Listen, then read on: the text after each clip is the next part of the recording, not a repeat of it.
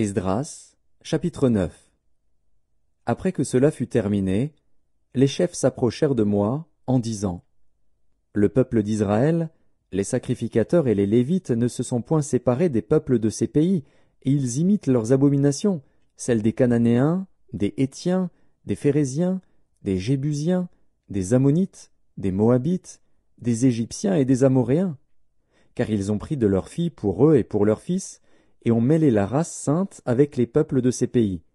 Et les chefs et les magistrats ont été les premiers à commettre ce péché. Lorsque j'entendis cela, je déchirai mes vêtements et mon manteau, je m'arrachai les cheveux de la tête et les poils de la barbe, et je m'assis désolé. Auprès de moi s'assemblèrent tous ceux que faisaient trembler les paroles du Dieu d'Israël, à cause du péché des fils de la captivité. Et moi, je restai assis et désolé, jusqu'à l'offrande du soir.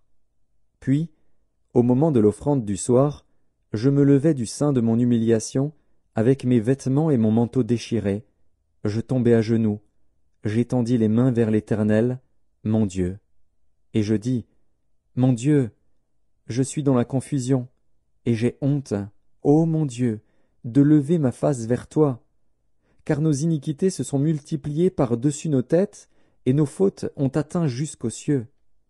Depuis les jours de nos pères, nous avons été grandement coupables jusqu'à ce jour, et c'est à cause de nos iniquités que nous avons été livrés, nous, nos rois et nos sacrificateurs, aux mains des rois étrangers, à l'épée, à la captivité, au pillage et à la honte qui couvre aujourd'hui notre visage. Et cependant l'Éternel, notre Dieu, vient de nous faire grâce en nous laissant quelques réchappés et en nous accordant un abri dans son saint lieu, afin d'éclaircir nos yeux et de nous donner un peu de vie au milieu de notre servitude. Car nous sommes esclaves, mais Dieu ne nous a pas abandonnés dans notre servitude. Il nous a rendus les objets de la bienveillance des rois de Perse, pour nous conserver la vie afin que nous puissions bâtir la maison de notre Dieu et en relever les ruines, et pour nous donner une retraite en Juda et à Jérusalem. Maintenant, que dirons-nous après cela, ô notre Dieu? Car nous avons abandonné tes commandements, que tu nous avais prescrits par tes serviteurs les prophètes, en disant: Le pays dans lequel vous entrez pour le posséder est un pays souillé par les impuretés des peuples de ces contrées, par les abominations dont ils l'ont rempli d'un bout à l'autre avec leurs impuretés. Ne donnez donc point vos filles à leurs fils, et ne prenez point leurs filles pour vos fils, et n'ayez jamais souci ni de leur prospérité ni de leur bien-être, et ainsi vous deviendrez forts.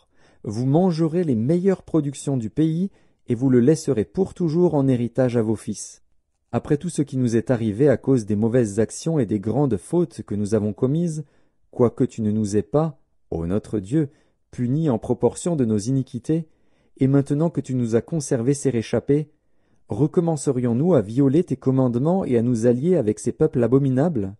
Ta colère n'éclaterait-elle pas encore contre nous jusqu'à nous détruire, sans laisser ni reste ni réchappé?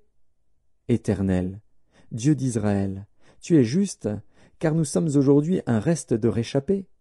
Nous voici devant toi comme des coupables, et nous ne saurions ainsi subsister devant ta face.